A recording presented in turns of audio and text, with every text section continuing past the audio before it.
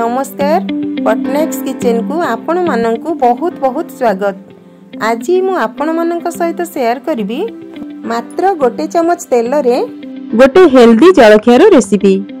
Recipe को बनैबा बहुत सहज आ खाइबा को मध्य बहुत टेस्टी।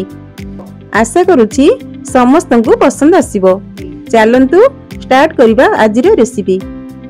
देखंतु एठी मु नेइछि गोटे बंधा कोबी को भल भाबरे धोईकी काटिकी फाळे नबा। कारण जदि गोटे बंधा कोबी रे बनैबा ताहले बहुत सारा जलखिया बनि जिवो। एबे कोबी को लंबा रे सरू सरू करी काटिकी नबा। देखि पारुथिबे एठी मु फाळे कोबी को काटिकी नेइछि। एबे एथिरे आधा चमच लूण देई दबा आउ याकू भल भाबरे गोळै नबा। लूण देबा द्वारा कोबी नरम हो जिवो आउ कोबी रे थिबा पानी बाहरी जिवो। एबे याकू कवर करिकी 10 मिनिट पई रखि दबा।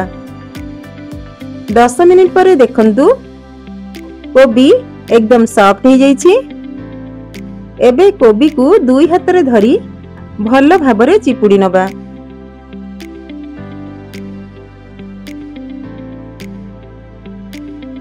देखि पारुथिबे कोबी रु केते पानी बाहरला।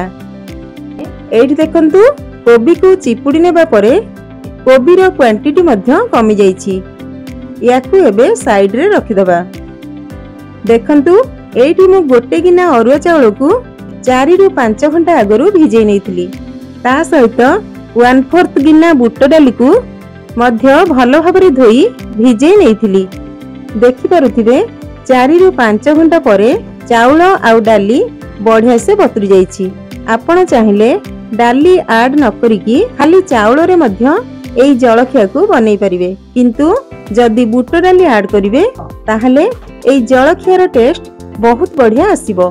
एबे नबा गोटे ग्राइंडिंग जार सेथिरे चाउल आउ डाली को छाणी की दबा आउ सेथिरे अल्प पानी ऐड करिकी प्लेन करी ग्राइंड करनबा। बेसी पानी ऐड करिकी ग्राइंड करिवेनी, बैटर टा पानिया हो जाई पारे।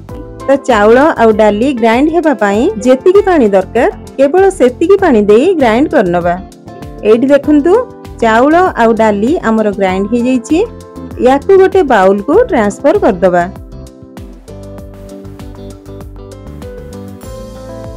एबे एथिरे ऐड करिबा गोटे छोट चमच हल्दी गुंड, स्वाद हिसाब रे लूण दबा। कारण आगरु आमे कोबी रे लूण देइथिले। तापरे आधा चमच गोटा जीरा दबा, आधा चमच लंका गुंड दबा। तापरे 2टी पियाजर कटा दबा, अल्प किछि कटा भृसंग पत्र, किछि कटा कंचा लंका, 1 इंच रो छेचा अदा दबा। एबे लास्ट रे चिपुडी रखिथिबा कोबी को दबा आउ एसबु को भलो भाबरे मिक्स करनबा। जदि कोबी को चिपुडी की न नै थांते ताहले बैटरटा पानिया हो जाई थांता।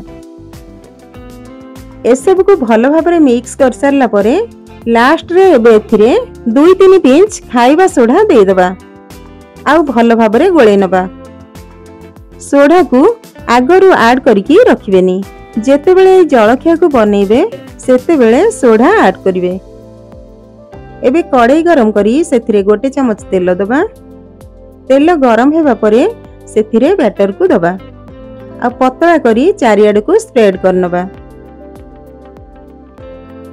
लीड कवर करी लो टू मीडियम फ्लेम रे 2 रु 3 मिनिट पई बसेबा।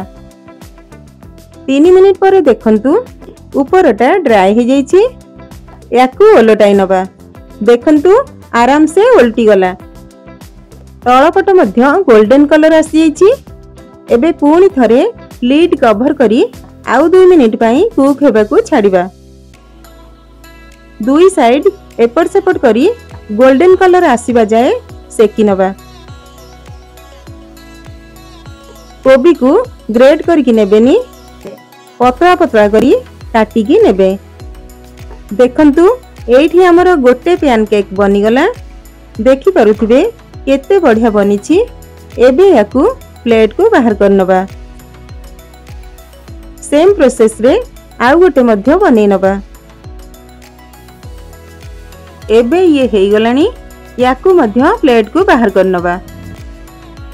जदि आपण मानंकु आजिर ई रेसिपीटी पसंद आसे ताहले वीडियो को लाइक करिवे आउ चैनल को सब्सक्राइब करनेबे। देखंतु एठी हमर सबुतक जलखिया बनि जाईछि। आपण माने निहाती एई रेसिपी को सकाळ किंबा संध्या बेला जलखिया रे बनांतु। ऊपर क्रिस्पी रहिबो आउ भितरु सॉफ्ट रहिबो। देखि पारुथिबे केते सॉफ्ट बनिछि। खाइबाकू बहुत बढ़िया लागिबो।